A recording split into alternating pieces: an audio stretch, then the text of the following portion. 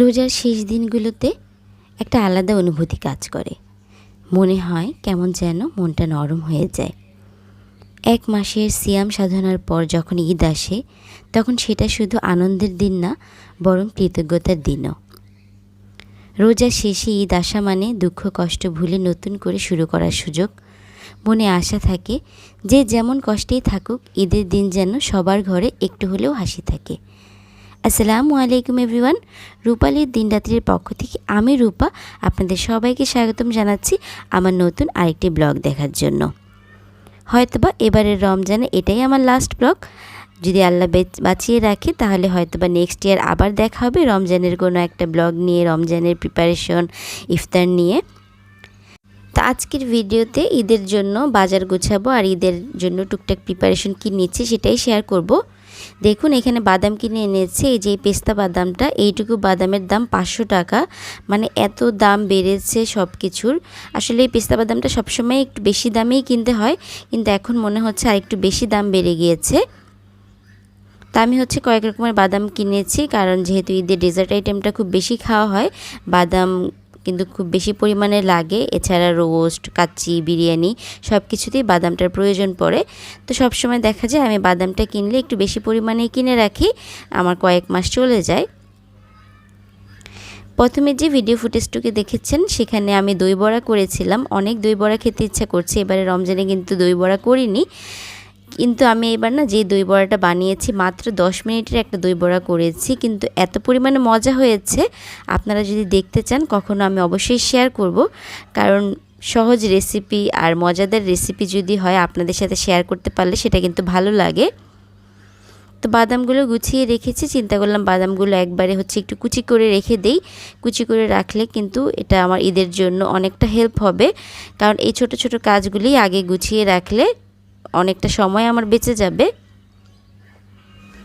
আর আজকে কিন্তু আমি একদিনের ভিডিও শেয়ার করছি না, একটু একটু করে কয়েকদিনের ভিডিও ফুটেজ কিন্তু আমি শেয়ার করছি।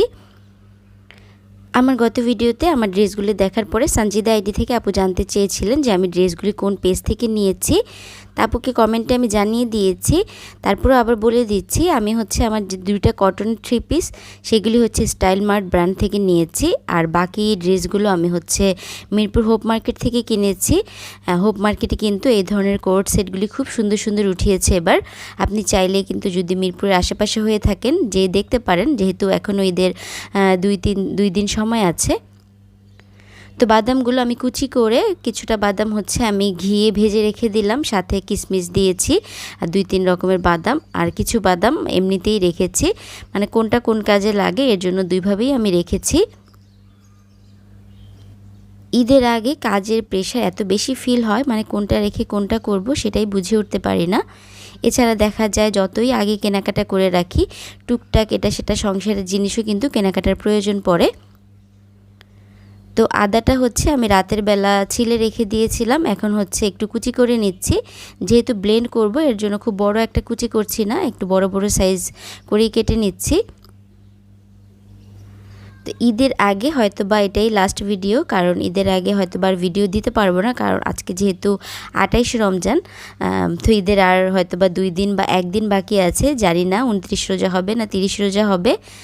তো আবার ভিডিও কবে দিব সেটাও বলতে পারছি না, যেহেতু ঈদ একটু তো ব্যস্ত থাকবই, কারণ সবাই আপনারা চাঁদ রাত প্লাস ঈদের ভিডিও দেখতে খুব বেশি পছন্দ করেন, কিন্তু হয়তোবা এবার ভিডিও দিতে দিতে একটু লেট হয়ে যেতে পারে। আদাগুলো কেটে নিয়েছি, আর এখান থেকে চিন্তা করলাম সোফার কাপড়গুলো একটু চেঞ্জ করব। অনেক দিন হয়ে গিয়েছে সোফার কভারগুলো চেঞ্জ করা হয় না, মানে সোফার কভার এখন এত বেশি নোংরা হয়ে যায়, কারণ আরহাম কী করে, এই সোফার ফোম খুলে খুলে নিয়ে যেয়ে সে খেলা করে, সে ঘর বানায়, সে টাওয়ার বানায়, ব্রিজ বানায়, বিল্ডিং বানায়, মানে সব কিছু তার এই সোফার ফোম নিয়ে হয়। তো এর জন্য আরও বেশি নোংরা হয়ে গিয়েছে। তো চিন্তা করলাম চেঞ্জ করে দেই। মনে মনে একবার ভাবছিলাম চেঞ্জ করব না, চেঞ্জ করে লাভ কি, আবার তো সে নোংরা করে ফেলবে। তো পরে ভাবলাম যে ঈদ আসছে, একটু ঘরটাকে যদি সুন্দরভাবে না সাজাই তাহলে ভালো লাগে না। আমার বাসায় ঈদের সময় খুব একটা গেস্ট আসে না বললেই চলে, কিন্তু তারপরেও ঈদের সময় আমার ঘর সাজানো থেকে শুরু করে রান্না বান্না সব কিছু করতে খুব বেশি ভালো লাগে। ঈদের সময় আমার বেশি ইচ্ছা করে কি জানেন, যে আমি অনেক রান্নাবান্না করব, টেবিল ভর্তি খাবার সাজিয়ে রাখবো, আর সবাই আমার বাসায় বেড়াতে আসবে, খাওয়া দাওয়া করবে, সবাই মিলে আনন্দ ফুর্তি করবে, সবাইকে ঈদের সালামি দিব। এটা আমার কাছে খুব বেশি ভালো লাগে। আচ্ছা, এখানে অফ টপিক একটু কথা বলি। এই আংটিটা নিয়ে না অনেকের প্রশ্ন, এই আংটিটা কি রূপার কিনা। তো সানজিদা আইডি থেকে আপু ওই দিন জানতে চেয়েছিলেন, এর আগের ভিডিওতেও অনেকে জানতে চেয়েছিলেন যে আংটিটা যাতে ভালো করে দেখিয়ে দিই। তো আমি সবার উদ্দেশ্যে বলছি, এটা কিন্তু রূপার না, এটা নর্মাল একটা আংটি। আমার শাশুড়ির জুয়েলারি বক্সের ভিতরে আমি পেয়েছিলাম, তো সেটা আমি দেখা যায় 2-3টা আছে। তো একটা যে পরেছি এখন পর্যন্ত কালো হয়নি, খুব ভালো মানের যেটা দিয়ে বানিয়েছে। তো এই আংটিটা আমার কাছে পরে থাকতে ভালোই লাগে। তো এটা রূপার না, আমি বলে দিচ্ছি। রূপার বানালেও আমার মনে হয় না এতটা চকচক করবে, কারণ এই আংটিটা মানে খুব বেশি চকচকে। তো সোফার কভারগুলি খুলে দেওয়ার পরে সোফাগুলো একটু ঝেড়ে নিচ্ছি, কারণ অনেক বেশি ধুলাবালি জমে গিয়েছে। কারণ এমনিতে দেখা যায় শুধু উপরে উপরে ঝাড়া হয়, ভিতরে কিন্তু ফোম উঠে ওইভাবে ঝাড়া হয় না। আর আমি যেই ব্রাশটা কিনেছি সেই ব্রাশটা দিয়ে এভাবে চিকন চিকন জায়গায় যেই ময়লাগুলো জমে থাকে সেগুলো কিন্তু খুব সুন্দরভাবে ক্লিন হয়ে যায়। আর ব্রাশটা কিন্তু খুব বেশি সফট। তো সবগুলো কাজই কিন্তু আমি সকাল সকাল করে নিচ্ছি, কারণ সকাল সকাল করে ফেললে আমার কাছে মনে হয় যে মানে রোজার সময় সকালে কাজ করলে একটু বেশি এনার্জি পাওয়া যায়। কারণ যত বেলা গড়তে থাকে আর রোজার শেষ দিকে এসে কিন্তু শরীর একটু বেশি টায়ার্ড হয়ে যায়। আর ওই যে দেখুন বলেছি আমার ছেলে ফোম নিয়ে কীভাবে খেলা করে। এই যে দেখুন আমি একদিক থেকে কাবার খুলছি, আর সে কিন্তু কাবার খুলতে আমাকে খুব হেল্প করেছে। কিন্তু এখন সে ফোম নিয়ে এই যে দেখুন সে হচ্ছে রাস্তা বানিয়েছে, এখানে সে এইভাবে খেলবে। তো আমি হচ্ছে এখানে ঈদের জন্য কিছু পরোটা বানাবো, মানে আজকে হচ্ছে ইফতারের জন্য পরোটা বানাবো। চিন্তা করলাম যে একটু বেশি করেই বানিয়ে রাখি, কারণ ঈদের দিন সকালে আমার বাসায় পরোটা লাগবেই। তো এর জন্য একবারে বেশি করে বানিয়ে নিচ্ছি।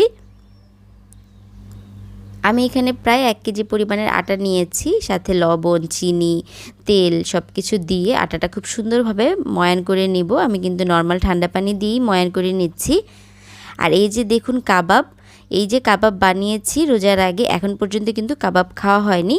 একদিন হচ্ছে 2 পিস নামিয়ে আমি খেয়েছিলাম, এরপরে এখন পর্যন্ত খাওয়া হয়নি। সেদিন দেখলাম ইভা আপুও কাবাব খাচ্ছে, কাবাব আপুরও বানিয়ে রেখেছে, খাওয়া হয়নি। রমজানের কিন্তু প্রায় শেষ হয়ে এসেছে, তা আমারও ঠিক একই অবস্থা। তো আজকে চিন্তা করলাম পরোটা আর কাবাব হচ্ছে আজকের ইফতারিতে খাবো।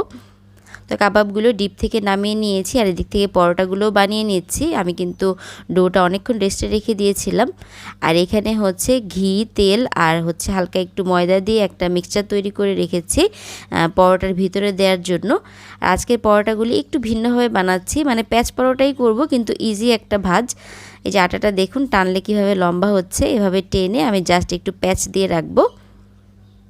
প্যাঁচ পরোটা কিন্তু অনেকভাবেই বানানো যায়, তো এটা অনেক বেশি ইজি মনে হলো আমার কাছে, তাই চিন্তা করলাম এভাবেই পরোটাগুলি বানিয়ে রাখি। তো এইভাবে বানিয়ে আমি একটা জায়গায় রেখে দিব, কারণ সাথে সাথে আপনি যদি পরোটা বেলতে যান তখন কিন্তু সুন্দরভাবে বেলতে পারবেন না, কিন্তু কিছুক্ষণ যদি রেস্টে রেখে পরোটাটা বেলেন তখন কিন্তু খুব সুন্দরভাবে পরোটাটা বেলা যায়। আজকের ভিডিওতে কিন্তু আমি ঈদের জন্য 2টা ডেজার্ট আইটেম শেয়ার করব, 2টা না, একটা ডেজার্ট আইটেম শেয়ার করব, যেহেতু ঈদের পরে হচ্ছে আমার ঈদের ভিডিওগুলো যাবে, তাই আগে থেকে যদি 1-2টা ডেজার্ট আইটেম শেয়ার করা যায় হয়তো বা আপনারা ঈদে এটা ট্রাই করতে পারবেন। এর জন্যই হচ্ছে আজকে ডেজার্ট আইটেমটা শেয়ার করব। তো ইফতারের আগে হচ্ছে আমি কাবাবগুলো ভেজে নিয়েছি, আর এখানে হচ্ছে একটু রায়তা আর চানা চাট যেটা বলে দই দিয়ে বানায় সেটা বানিয়ে নিচ্ছি।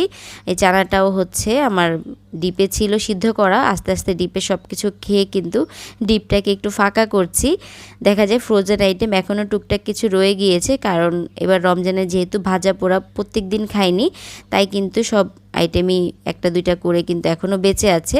তো ঈদের আগে চিন্তা করেছি যে শেষ করে ফেলবো, তা না হলে ফ্রিজ খালি হবে না। তো এই যে দেখুন কাবাব প্লেটারটা একটু সাজিয়ে নিচ্ছি, সবগুলো কাবাব একসাথে নিয়ে নিয়েছি। আর পরোটা বানিয়েছি কয়েকটা, বাকি পরোটাগুলো কিন্তু আমি ফ্রোজেন করে রেখে দিয়েছি। আর পরোটা ফ্রোজেন করার জন্য আমি কিন্তু পরোটাগুলি হালকা করে ভেজে, মানে হালকা করে ছেঁকে তারপরে ফ্রোজেন করি, এতে করে আমার মনে হয় যে বেশি ভালো হয়। আর এই যে দেখুন সুন্দরভাবে কাবাবগুলো সাজিয়ে নিয়েছি। আর এই কাবাবগুলো এত বেশি টেস্ট হয়েছে, মানে হারিয়ালি কাবাবটা তো অনেক বেশি মজা হয়েছিল। আর আমার বাবা বলল যে এভাবে মাঝে মাঝেই বানিও, ঈদের পরেও খাওয়া যাবে। আমি এখন যে ডেজার্টটা শেয়ার করব এটা বানাতে মাত্র 10 মিনিট টাইম লাগবে। আর একটা জিনিস দিয়েই কিন্তু আপনারা 2 ধরনের খাবার বানিয়ে নিতে পারবেন। আর এই ধরনের খাবার টেবিলে রাখলে আপনার টেবিলটা অনেক বেশি আকর্ষণীয় লাগবে। তো আমি এখানে প্রথমে পানিতে একটু পাউডার মিল্ক নিয়েছি, আপনারা চাইলে লিকুইড দুধও নিতে পারবেন। তারপরে মিষ্টির জন্য কনডেন্স মিল্ক অ্যাড করেছি, আর এখানে দিয়ে দিয়েছি কি বলে এটাকে, কাস্টার্ড পাউডার। তো সব কিছু দিয়ে আমি একসাথে চুলায় বসিয়ে দিয়েছি। এখন এটাকে ঘন হওয়া পর্যন্ত আমি ভালো করে জাল করে নিব। তো আমি লিকুইড দুধ দিয়েই করতাম, কিন্তু লিকুইড দুধ আমার ছিল না, তাই হচ্ছে ঝটপট আমার হচ্ছে এই আইডিয়াটা মাথায় আসে ডেজার্টটা করার, তাই হচ্ছে পাউডার মিল্ক দিয়েই করেছি। তারপরে আমি প্যানে হচ্ছে একটু ঘি নিয়ে নিয়েছি, আর এখানে যেই লম্বা টাইপের যে সেমাইটা থাকে সেই সেমাইটাকে হাত দিয়ে ভেঙে একদম ছোট ছোট করে নিয়েছি। এতে করে সেমাইটা ভাজতে কিন্তু অনেক বেশি সুবিধা হয়। তো এখন আমি ঘিয়ে সেমাইটাকে 2-3 মিনিটের মতো সুন্দর করে ভেজে নেব। এখানে খেয়াল রাখবেন চুলার আঁচটা যাতে একটু কম থাকে, কারণ চুলার আঁচটা বেশি বাড়ানো থাকলে সেমাইটা কিন্তু পুড়ে যাবে। তো সেমাইটা যখন ভালো করে ভাজা হয়ে কালারটা একটু চেঞ্জ হয়ে আসবে, তখন আমি এখানে দিয়ে দিব কনডেন্স মিল্ক। কনডেন্স মিল্কটা অ্যাড করলে এখানে হচ্ছে আপনার মিষ্টির সাথে সাথে এই সেমাইয়ে একটা বাইন্ডিংও চলে আসবে। তো আমি যতটুকু কনডেন্স মিল্ক আমার সেমাইটাতে লেগেছে একটু একটু করে দিয়ে দিয়ে দেখেছি। তো এখন দেখুন সেমাইটা যখন এই পর্যায়ে চলে এসেছে, আমি কিন্তু চুলা থেকে নামিয়ে নিয়েছি। তো এখন আমি কাপকেকের একটা মোল্ড নিয়েছি। আমি এখানে একটু পাখির বাসা টাইপের সেমাইটা করছি, মানে সেমাইটা দিয়ে একটু 2 চামচ দিয়ে 2 পাশে চাপ দিয়ে একটা বাটির শেপ বানিয়ে নিচ্ছি। আর এই কাজটা কিন্তু সেমাইটা গরম থাকতে থাকতেই করতে হবে, তা না হলে কিন্তু সেমাইটা যদি ঠান্ডা হয়ে যায় তখন কিন্তু শক্ত হয়ে যাবে, তখন কিন্তু আর করতে পারবেন না। তো কাপকেকের মোল্ড না থাকলে আপনাদের বাসায় যদি ছোট সাইজের বাটি থাকে বা ওষুধের ঢাকনা থাকে সেগুলোতেও কিন্তু করতে পারবেন। তা আমি ওই পাখির বাসাটা করে এখন হচ্ছে আরেকভাবে করছি। এখানে ছোট্ট একটা বাটি নিয়েছি, তারপরে প্লাস্টিকের একটা র্যাপ দিয়ে বাটিটাতে উপরে রেখে আমি একটু বাদাম কুচি দিয়ে দিয়েছি, তারপরে হচ্ছে সেমাই দিয়ে দিচ্ছি। এই পুরোটা ডেজার্ট আইটেম বানাতে আমার মাত্র 10 মিনিটের মতন সময় লেগেছে, কিন্তু 10 মিনিটে কিন্তু আমি 2 ধরনের আইটেম রেডি করতে পেরেছি। তা আপনারা চাইলেও কিন্তু এবারে ঈদে এটা করতে পারেন। আর ঈদের সময় দেখা যায় কি বাচ্চারা কিন্তু সেমাই বা অন্য আইটেমগুলো খুব একটা খেতে চায় না। তো এই আইটেমটা না বাচ্চারা খুব পছন্দ করবে, কারণ দেখতে একদম মানে পাখির বাসার মতন। তো বাচ্চারা কিন্তু মজা নিয়ে এই সেমাইটা খাবে। এই যে দেখুন এটা একদম বরফির মতন হয়েছে, নিচে বাদাম দিয়ে তারপরে যেটা করেছি। আর এখানে হচ্ছে পাখির বাসাগুলো সেট হয়ে গিয়েছে। আমি এখানে কাস্টার্ডটা দিয়ে দিচ্ছি। কাস্টার্ডটা আরেকটু ঘন হবে, কিন্তু আমি যেহেতু ওই যে বললাম একটু তাড়াতাড়ি করছি, কাস্টার্ডটা যদি ফ্রিজে রাখতাম তাহলে আরেকটু ঘন হতো, তাহলে আরেকটু বেশি সুবিধা হতো দিতে। তো এখন হচ্ছে কাস্টার্ডগুলি দিয়ে দেওয়ার পরে আমি হচ্ছে উপর থেকে একটু বাদাম কুচি, তারপর একটু আনার দিয়ে ডেকোরেশন করে নিব। আপনাদের যেমন ইচ্ছা আপনারা ডেকোরেশন করতে পারেন। ভিডিওর এই পর্যন্ত যারা সাথে আছেন প্লিজ লাইক দিয়ে ভিডিওটি কন্টিনিউ করবেন। আর যারা এখন পর্যন্ত আমার চ্যানেলটিকে সাবস্ক্রাইব করেনি, সাবস্ক্রাইব করে পাশে থাকা বেল আইকনটি ক্লিক করে দিবেন, যাতে আমি ভিডিও দেওয়া মাত্রই নোটিফিকেশন আপনাদের কাছে পৌঁছে যায়। এই যে দেখুন আমার কিন্তু সেমাই দিয়ে পাখির বাসাটা তৈরি হয়ে গেল। আপনারা চাইলে উপরে হচ্ছে বাদামের জায়গায় ছোট যে বেবি সুইটসগুলি পাওয়া যায় সেগুলোও দিতে পারেন, সেটা দিলেও কিন্তু খেতে অনেক বেশি ভালো লাগবে আর দেখতেও অনেক বেশি সুন্দর লাগবে। আর এই যে সেমাইয়ের বরফিটা তো অনেক বেশি সুন্দর হয়েছে। তা আপনারা চাইলে এবার ঈদে কিন্তু এটা বানিয়ে নিতে পারেন, একদম অল্প সময়ে ঝটপট হয়ে যায়। তো এই ডেজার্টগুলি বানাতে বানাতেই আরহামের বাবা হচ্ছে বাজার নিয়ে চলে এসেছে। তো মাছ মাংসের বাজারগুলি আমি তো আগেই করে ফেলেছি। আমি সবসময় দেখা যায় কি মাছ মাংস ঈদের জন্য যা কিনবো রোজার মানে অর্ধেক হলেই না কিনে রাখি, কিন্তু এবার না কেনা হয়নি।